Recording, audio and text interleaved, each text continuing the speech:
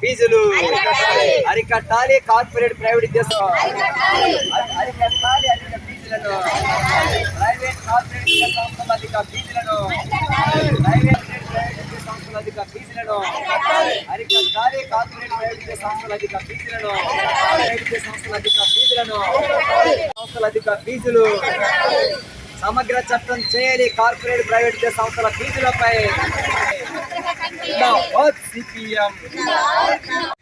రాష్ట్రంలో corporate private విద్యా సంస్థల్లో ఫీజులు ఏటా 10% చొప్పున పెంచుకుంటూ పోతా ఉన్నారు. ఈరోజు తమ పిల్లల భవిష్యత్తు బాగుండాలని విద్యార్థుల తల్లిదండ్రులు తమకు వస్తున్న ఆదాయాన్నంతా విద్యకే ఖర్చు పెడతా ఉన్నారు, అప్పులు పాలవుతూ ఉన్నారు. ఈరోజు కార్పొరేట్ ప్రైవేట్ విద్యా సంస్థల్లో ఇష్టానుసారంగా ఫీజుల దోపిడీ పెరిగిపోవటాన్ని నిరసిస్తూ సిపిఎం పార్టీ ఆధ్వర్యంలో ఏలూరు జిల్లా విద్యాశాఖ అధికారి కార్యాలయం ధర్నా చేయడం జరుగుతూ ఉంది. రాష్ట్ర ప్రభుత్వం ఈ కార్పొరేట్ ప్రైవేట్ విద్యా సంస్థల ఫీజులపై సమగ్ర చట్టం చేయాలని డిమాండ్ చేస్తూ ఉన్నాము.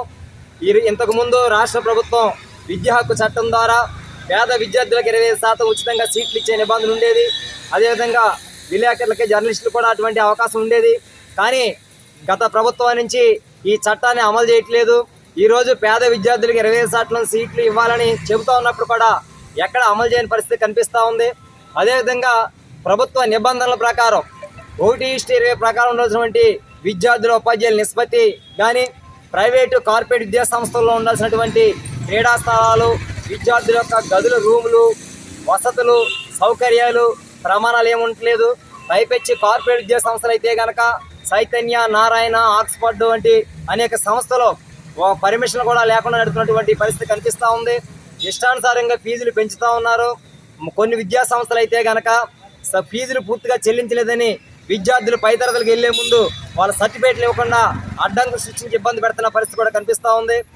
అదే రకంగా కార్పొరేట్ విద్యా సంస్థలు అయితే కనుక విద్య పేరుతో మానసిక ఒత్తిడి కూడా విద్యార్థుల్ని గురి చేస్తున్న పరిస్థితి కనిపిస్తూ ఉంది. ఈరోజు పేద, మధ్యవర్తి, ప్రజానీకం తమ పిల్లల్ని చదివించుకోవాలంటే కనుక విద్య అందని ద్రాక్షగా ఉన్నదనేది అర్థమవుతోంది. కాబట్టి రాష్ట్ర ప్రభుత్వం వెంటనే విద్యా వ్యవస్థను ప్రక్షాళన చేయాలి.